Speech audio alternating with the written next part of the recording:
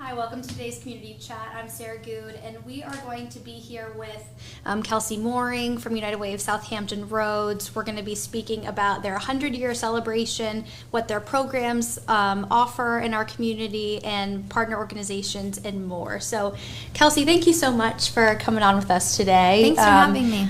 I was there with you all last week celebrating the centennial, but that's a huge accomplishment and obviously shows the longevity of your organization. So if you just want to give us a little information, I'm sure everyone's heard of United Way down here, but in case they haven't, just what you all do. Yeah, so United Way, obviously we've been around for 100 years.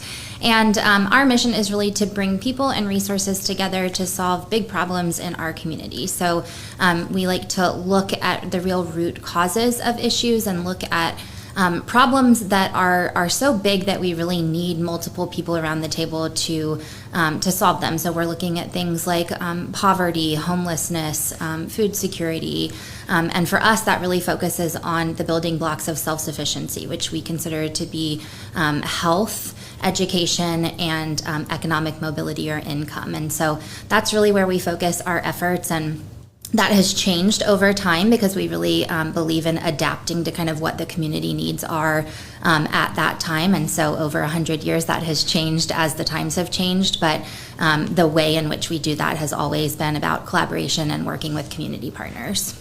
And a lot of what you all do, and you just said it in your pillars, but mobile mentoring, helping people more long term, and then also you all do help with short term. So I'm going to ask later about helping with the tornado and different things that pop up in our area. But I wanted to start. Is there a little history that you can give us, or sort of talk to us about the beginning, maybe of United Way? Yeah.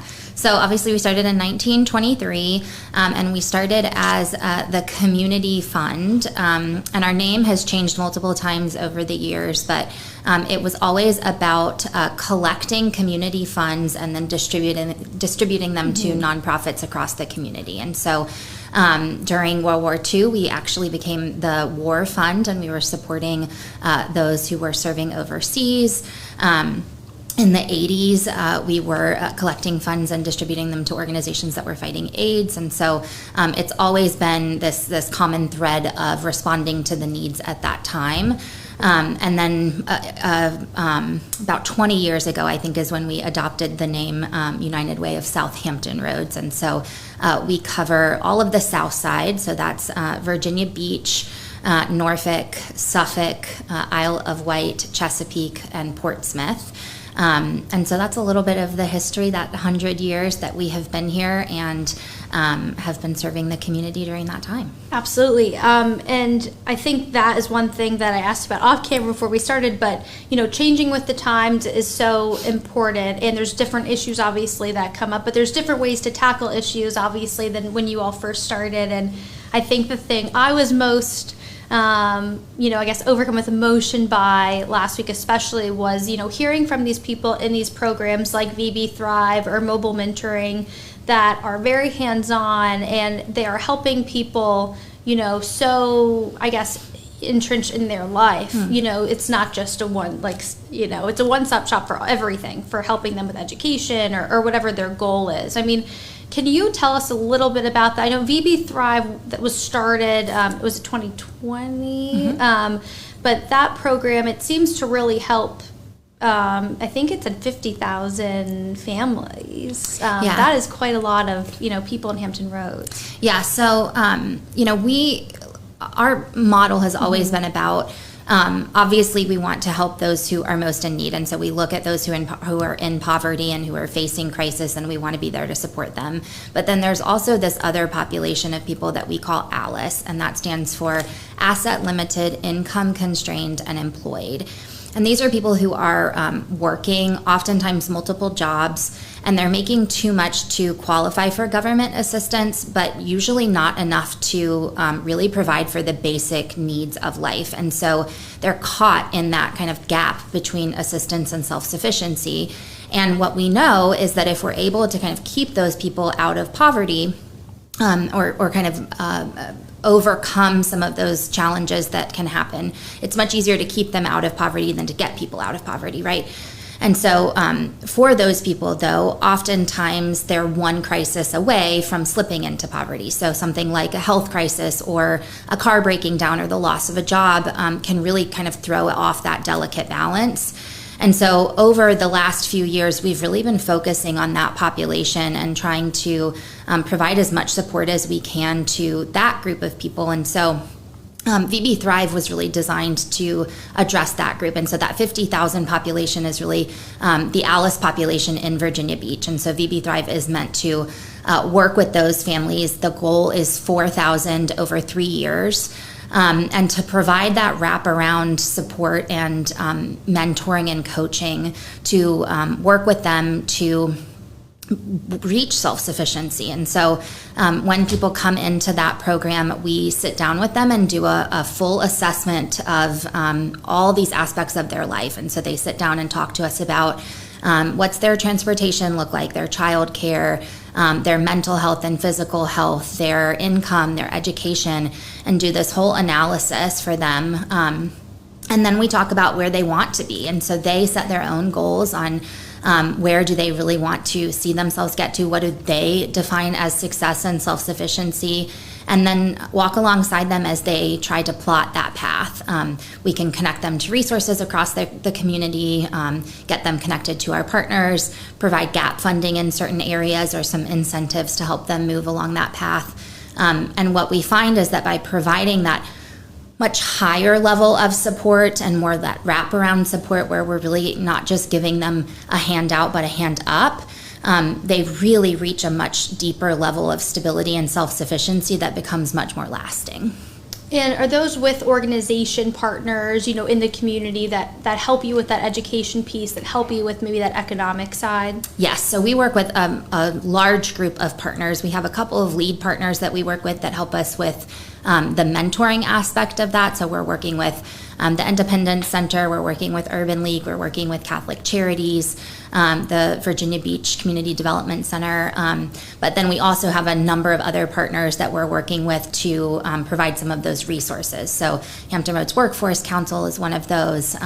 But we're able to kind of pull all of those different levers and those pieces together to provide all of those wraparound supports and get those participants the support that they need. Right, and talk about, what a crucial time right now it is for that, because so many people feel like they're in that middle sliver, whether it's inflation, the housing crisis, all the different issues with, food pricing. I think a lot of people I've spoken with this year in terms of whether it's housing or for kids or food banks, it's been that part of the population that might not be able to get assistance from some programs. Yeah, absolutely. And for a lot of the Alice population, COVID was kind of that crisis that knocked them off their feet, and they haven't gotten back up. For some people, COVID was the thing that required them to then go into debt. They put their mortgage or they put different things on credit cards, and so now they're dealing with that, and that becomes kind of a long-term issue that they're facing. And so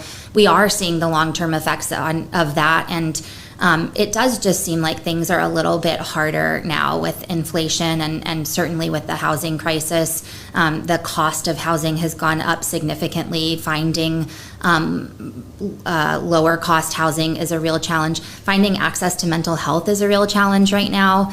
And so anybody who's even seeking mental health help is really having challenges there. And so it just seems like getting the support that you need and getting access to things is a little bit more challenging than it used to be.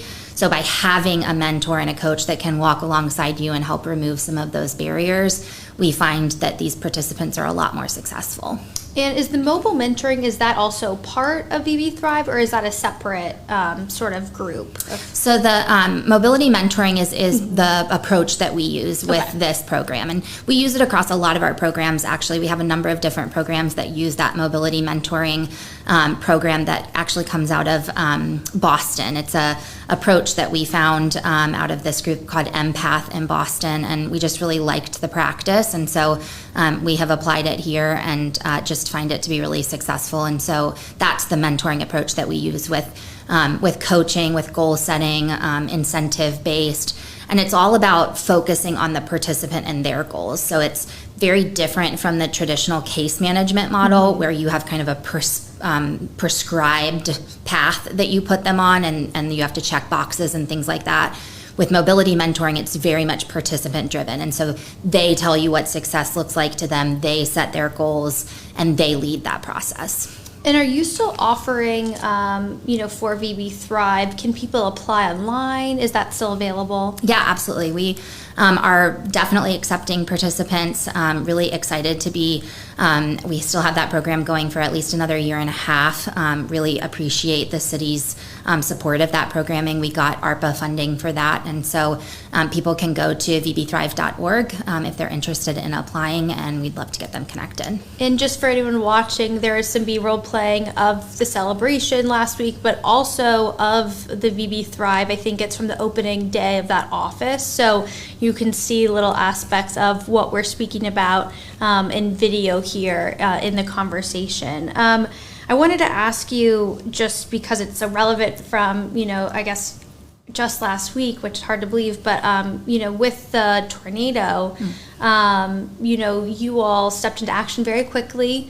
Is that something where, whether it's COVID, whether it's another natural disaster here, you all do want to target a problem that is going to affect a lot of people in this area?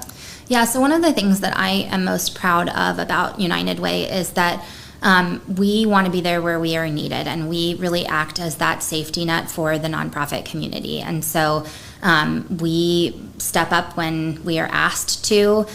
We never want to step into a situation where we're not needed or where we're not wanted, and so we always wait to be asked. But we, offer our support as soon as we can. As soon as I woke up the next morning, I was reaching out to the city manager and the superintendent and all of that to just offer our support if needed. And, we've been able to step up for hurricanes and tornadoes and shootings, unfortunately, just to support our community and be a fiscal agent when needed for funds if that becomes something that is appropriate, where we need to do some fundraising to support victims or to support other areas of need. And that's just a real point of pride for us in terms of being able to quickly respond to needs, particularly during COVID. I think, nonprofits were really hit hard during COVID, and so our ability to respond really, really quickly during the first few months of COVID to raise funds and to be able to get that to the nonprofits on the front lines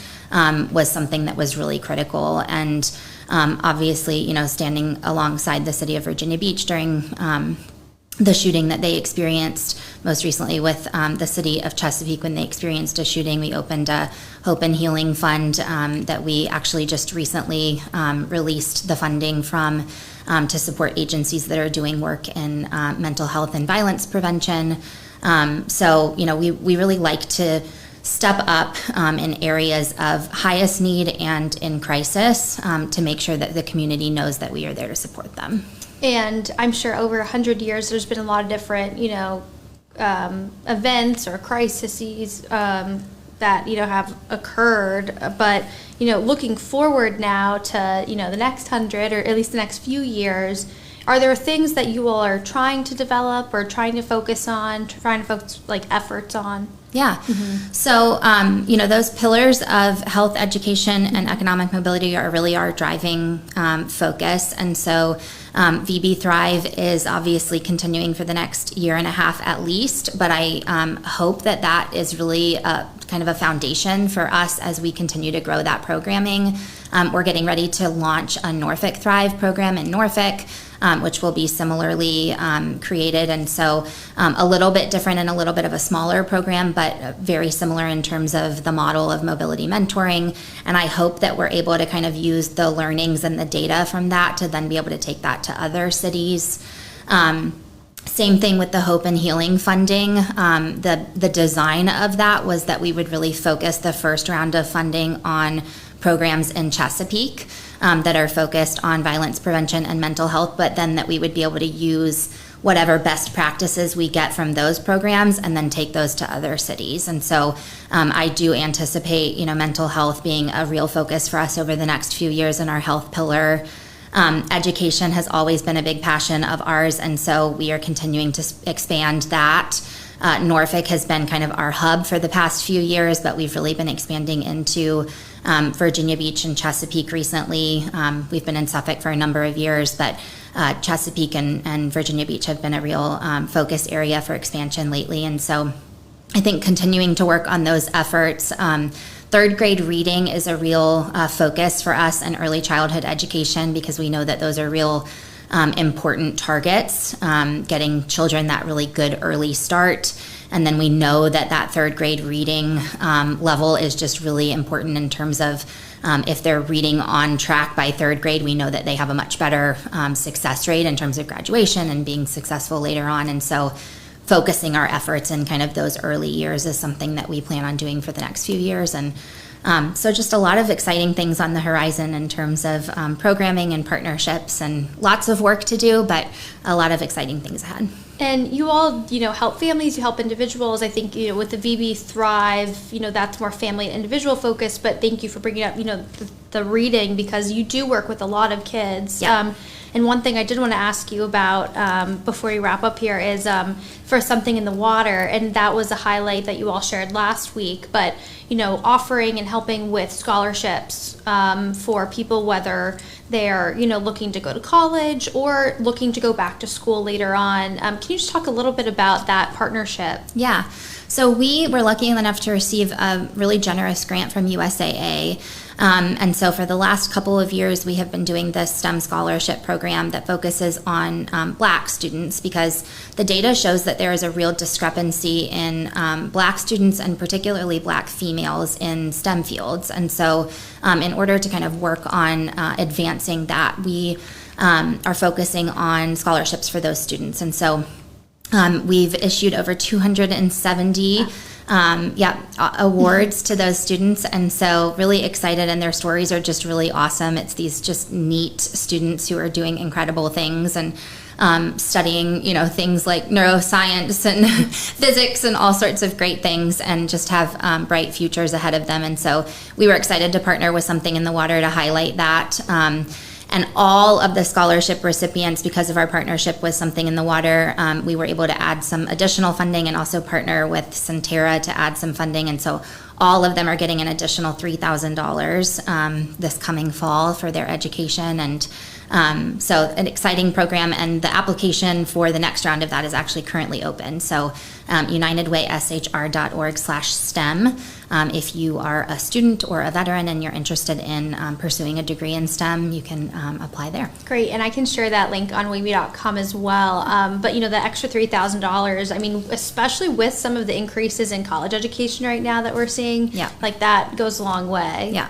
Absolutely. Well, Kelsey, I mean, is there anything else that you wanted to highlight? I didn't want to, overtake your time, but I have time. So if you have anything else that you want to share, programs right now that you all are, working on. The only other one I didn't mention is our program for veterans. So obviously, we have a huge veteran population here, and near and dear to our heart. And so we have a program called Mission United, and we really had to kind of pivot that program over COVID to respond to the needs at that time. And so we've spent a lot of time over the past 6 months redeveloping that network. And so excited to be relaunching that. It is a coordinated care network for service members, active duty veterans, and their families.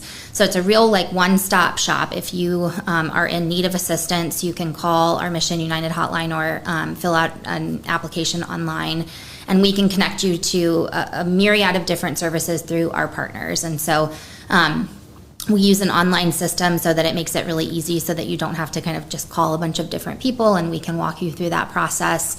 And so our goal there is really just to kind of provide that coordination and make that process easier for those who have served our country. And so excited to be relaunching that with a real focus on particularly childcare and mental health, because a lot of the research that we've been doing recently has shown that those are some areas of need in our community for that population. So looking to do some partnerships around that, but that was the only one I missed. Thank you. No, that's, super important to this area, obviously, but just in general, and that's great that, with maybe some COVID era, issues, maybe not being a problem anymore, but maybe taking a step back, and you can focus more on some other programs. Yeah.